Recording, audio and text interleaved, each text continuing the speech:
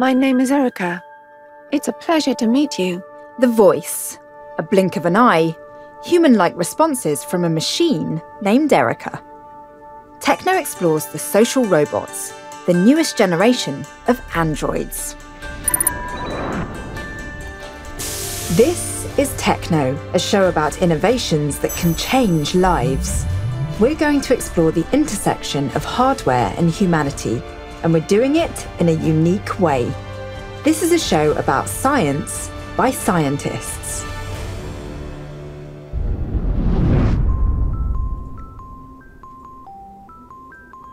It's a fascinating glimpse into the future, a world where robots and humans coexist. Creating the technology that would allow machines to think and act like a human is a formidable task. But in Japan, they have begun to see results of cutting-edge research that can give robots the power to imitate and even replicate human behaviour. TechKnow's Dr. Crystal Dilworth goes inside the Hiroshi Ishiguro laboratories in Kyoto, Japan, to find out how it all works. Mic check, 1, 2, 3. Testing. Meet Erica, short for Erato Intelligent Conversational Android. Her name comes from the Erato Ishiguro Symbiotic Human-Robot Interactions Project.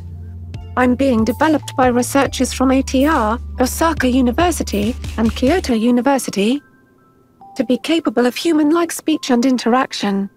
But to her programmers and visitors, she's simply Erica. Some people say that my feelings are only programmed, that they're not real. But if I think they're real, then they are real. Don't you think so? I'm the lead architect of the Erica project. I kind of created her mind and wrote all the software that kind of constitutes her brain or controls her behaviors. Dylan Glass is a guest associate professor at Osaka University. He spent 3 years working on Erica. A lot of my research has been into how do we create the software, how do we create the mind of a robot. Erica was designed to be the world's most advanced, most autonomous android, and that was really the goal with creating her. A lot of other androids have been developed for teleoperation or studying, remote presence and things like that. But really the focus with Erica is to have her be fully autonomous, being able to talk to anybody. In that sense, I think she's one of the more advanced robots in the world. Hi there, how can I help you today? I want to go on vacation. Welcome to the high-tech world of advanced robotics. Today, Erica's programmers are running a demonstration. Their goal is to find ways to make Erica act more human, even more than her appearances suggest. I was created to be the world's most advanced and most beautiful, fully autonomous android. Malcolm During is one of Erica's programmers. So what type of social interactions can you teach these robots to do? What scenarios would I imagine encountering a robot like this in? So this type of robot would be really useful as a receptionist or any type of situation where she doesn't really have to move around. As a robot, lots of things are difficult for me. Things like language understanding, perception of emotions, common sense reasoning. And I can't even move my arms. All these things are easy for humans, so it's hard being a robot. I guess one advantage of being a robot is that I can never die. My physical parts can be repaired and replaced, and my mind can be restored from backup. So, in a sense, you could say I'm immortal. Also, I have a perfect memory. I can recognize thousands of faces, and I can see in the dark. And something that I've trained her to do is act like a travel agent. Well, we have 3 travel packages available right now. The first one is for a tour across the Sahara Desert. The second one is for a trip to London, and the third one is for a boat tour of Antarctica. Could you tell me more about the boat tour? That includes 10 nights on the boat, meals, and a round-trip plane ticket to Argentina. How much does that one cost? That is $3,000. So how did you teach her to be a travel agent? So we had participants come in and role play as a customer and a travel agent. We recorded their data, like what they were saying, video data, and then we used that data to train machine learning algorithms so that Erica could take the role of the person playing the travel agent. Do you have anything else available? Well, we also have a trip to London. Can you tell me more about that London trip? Oh yes, I have included 5 nights at a hotel with tours of some famous historical sites and a round-trip plane ticket. We did about 200 training interactions for this demo. It's a fairly simplified travel agent scenario, but you can imagine if we were able to collect a lot more data, then the interaction could be much more complex. The price includes travel with a guy across the Sahara Desert, meals, and a 2-way plane ticket. Okay, I think I'll have to think it over and I'll come back when I've made a decision. Thank you. Goodbye. Goodbye. Okay, so I think that was the first real-world human-robot conversation I've ever seen. She had a lot to say about herself. Yeah. Tell me about that. So she was teaching you a little bit about how she works. Tell me about the first time you interacted with Erica. What was that like? The first time I interacted with Erica, it's kind of weird. I think most people's first impressions of Erica is that she's kind of creepy. Really, you get used to her after a while. These robots are the brainchild of Professor Hiroshi Ishiguro. He created Erica after extensive work on his clone robot Geminoid HI2. Hiroshi is often called the godfather of the humanoid. He is considered one of the top programmers in the world, and his robots are among the most advanced.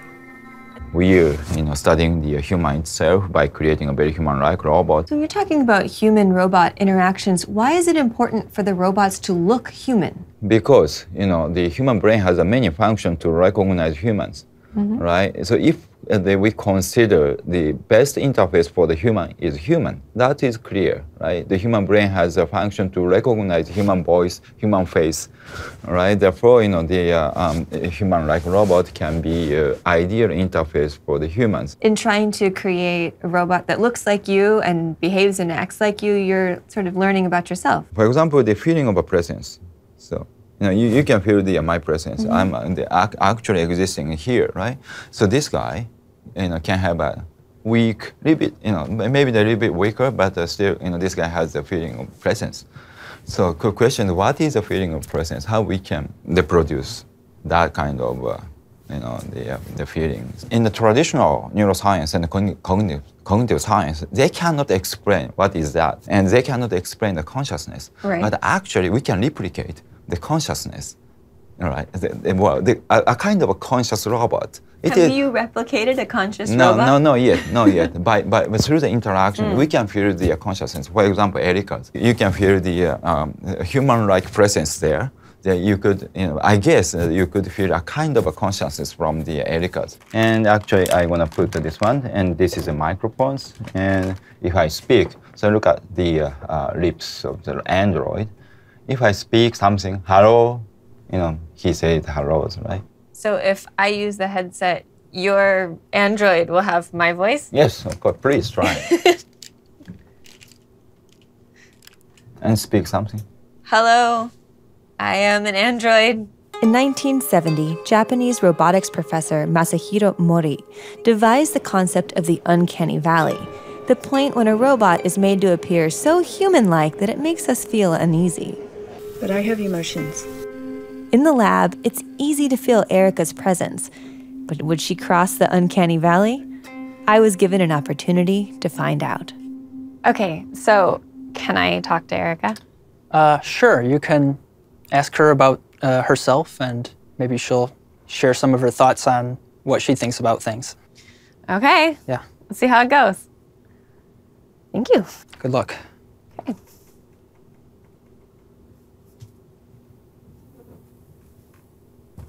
Hello there. May I ask your name? My name is Crystal. Crystal, is that right? Yes. My name is Erica. It's a pleasure to meet you, Crystal. Do you have feelings? So you'd like to know if I have feelings? Yes.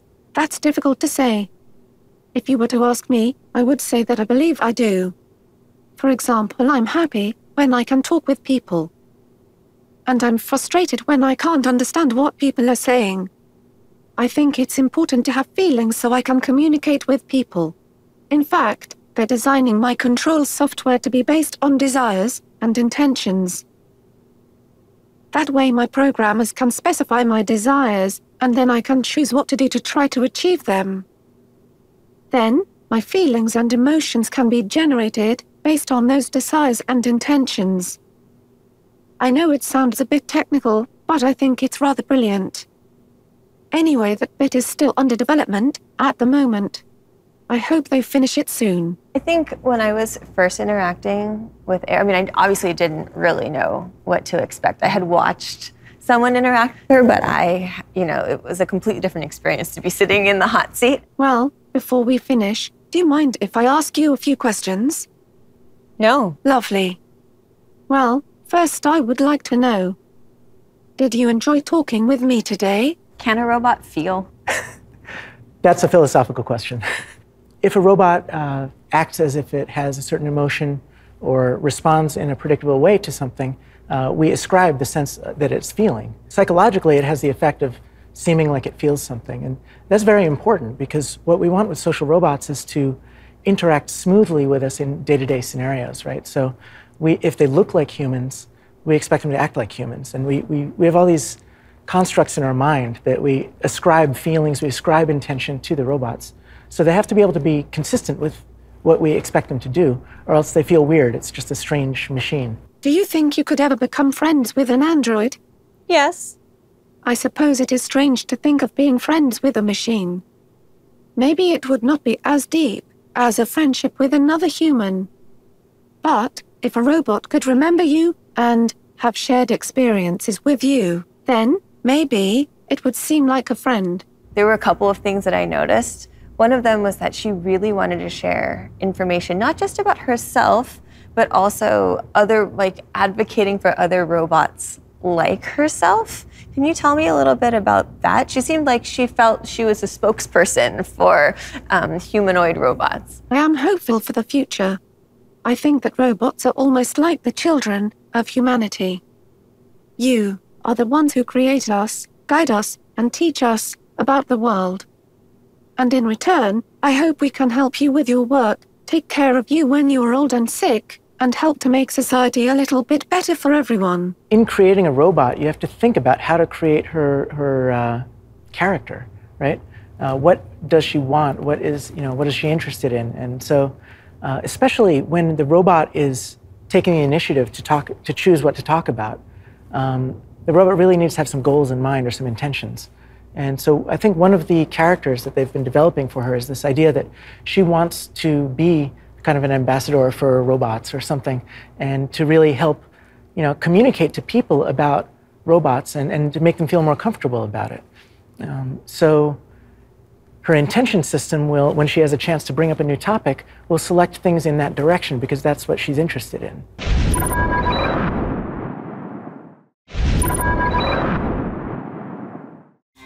Engineers hired an entire team of artists to design Erica's human-like appearance and characteristics.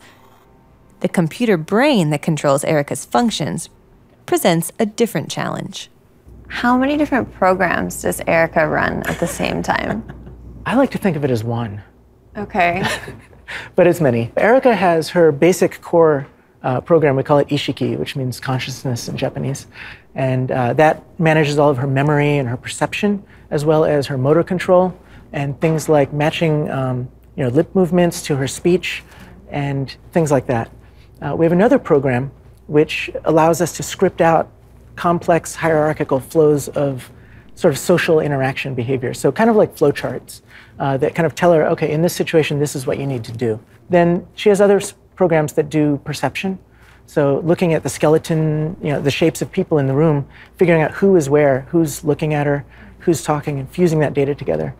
But in the end, I think of it as just one program, really. Erica's hardware allows her to hear and see. She can track objects around the room. She uses a common video game sensor, the Xbox Kinect. Inside those flower pots are her ears. Project group leader Takashi Minato explained how it all works. So right now, Erica knows that there are people in these locations. That's right. And not because she has eyes. Also, she has an eye. I mean, so that in her eyeball, there's a cameras. And also she can watch, she can look at using her camera. But to cover the wide area of the sensing area. So that we use environmental sensor and also her own sensor. Where are you and I on these screens? Yeah, these two over means so you and me. Okay. And on this one? Yeah, also this one, you and me. So what about hearing? How does she hear? Same as the camera, so that she has own microphone on her ear.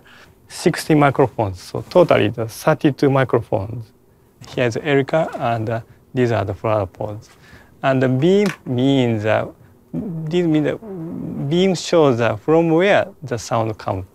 Do you like my flower pots? Each one is a 16-channel microphone array. They help me to estimate the direction of sound in the 3D space. So if there are more than one person standing in front of me, I would know who is talking to me. Hello. Hi there. Can you tell me how much this camera costs? It's only $68. Just down the hall, in another laboratory set up like a camera shop, is another, less human-looking robot. But RoboV is still very high-tech. According to researchers, it's autonomous, meaning the robot is capable of operating on its own. In 2010, RoboV was used to help older people navigate the supermarket, supplying a helpful hand as well as useful information.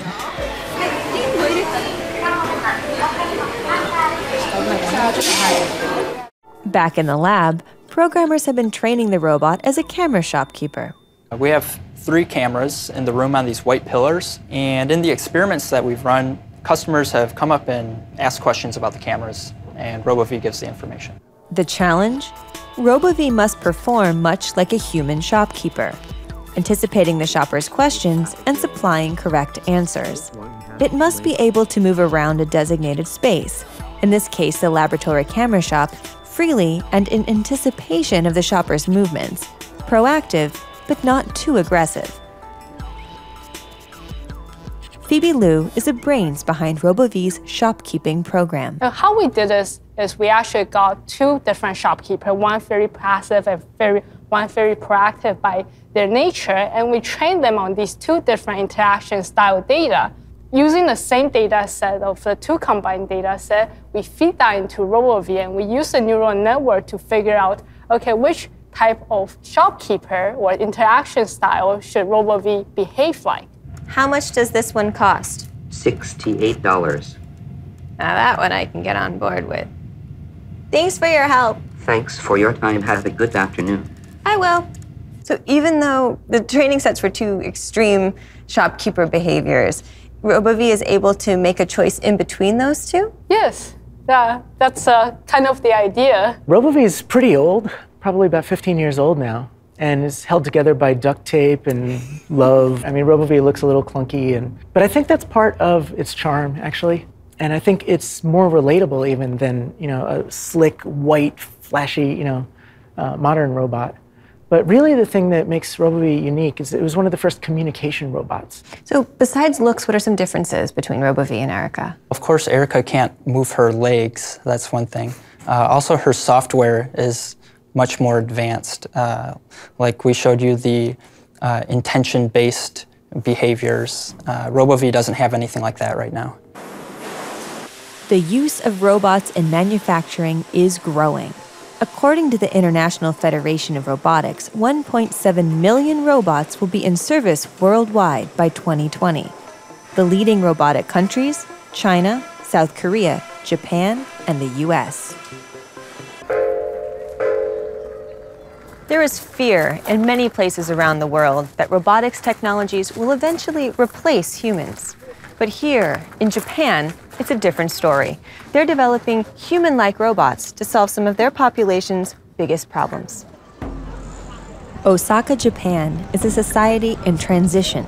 On a busy night, the streets are packed with young people, but that belies the truth.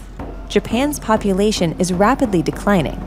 According to Japan's Ministry of Internal Affairs, as of January 2017, the number of Japanese fell by a record 308,000 to 125.6 million. the population decline is projected to continue. One solution: replace workers with robots. Another challenge: Japan is now considered the world's senior citizen. According to the United Nations, its population is the oldest in the world.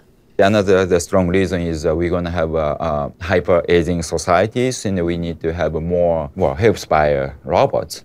Is that one reason why the elderly is a target population for robot companions? There are two reasons. Right? They are quite honest, and they're good for accepting the robots. So they are feeling some sort of pressures from the normal people. And they prefer to speak with robots. Well, it's difficult for me to imagine using robots in a caring and a nurturing sort of situation. Can you tell me a little bit about how you imagine that would happen? Look at the smartphones. We couldn't imagine that this kind of, the heavy use of a smartphone. That's probably the same things happened with a robot. Even if you don't understand, you don't believe the possibility of a robot, I strongly, believe, we're going to accept the robots more. Ishiguro believes Japanese society is structured to be more accepting of robots than the Mideast, Europe, and the US. He says it's because they are a more homogeneous and more trusting culture.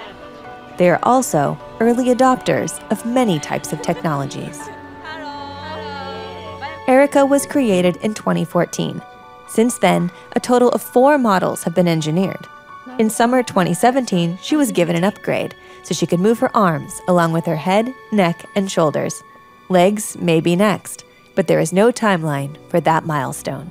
I think you guys did a really great job of trying to animate Erica in a human way, like not just that she looks human, but the little adjustments and very human-like sort of facial tics in a way. I didn't think that I would have such a strong urge to bond with something that I knew wasn't alive.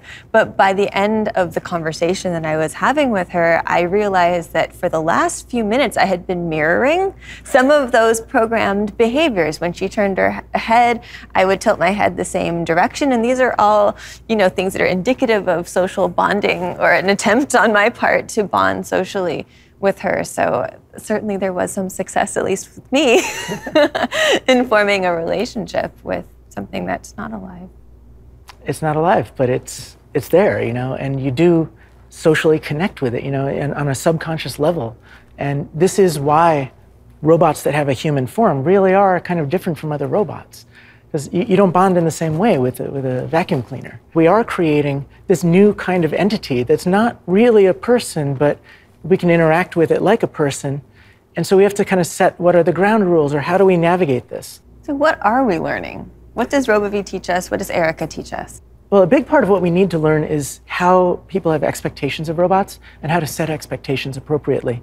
So if the robot comes off as being able to understand anything you say and respond in any way, and then it really can't, then people are disappointed and it's a bad interaction, right? So part of it is finding that balance and learning, ways to sort of set the expectations. There's a lot of things that are very sort of technical that we don't think about every day, that we do without knowing. So for example, if I want to approach a person or a group of people to talk with them, there's certain motion patterns I make, certain ways I approach, certain ways I use gaze cues, and we just do that unconsciously. We don't think about it. But if you program a robot to do it, you have to program every movement.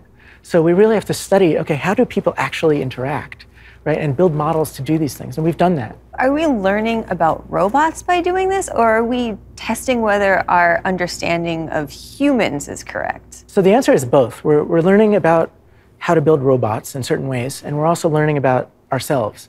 And depending on who you are, one of those two is more interesting.